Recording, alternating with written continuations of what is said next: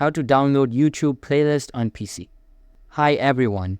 In this video, I'm going to show you how to download any YouTube playlist on your computer or laptop.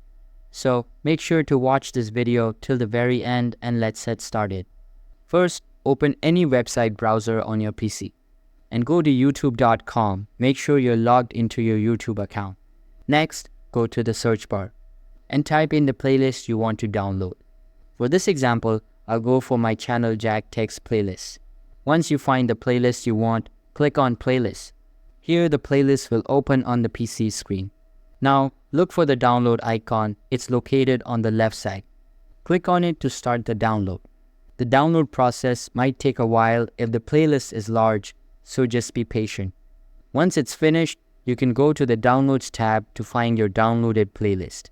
And that's it. That's how much easily you can download YouTube playlist on PC. Thanks for watching. If you found this video helpful, don't forget to like and subscribe for more easy tutorials. See you in the next one.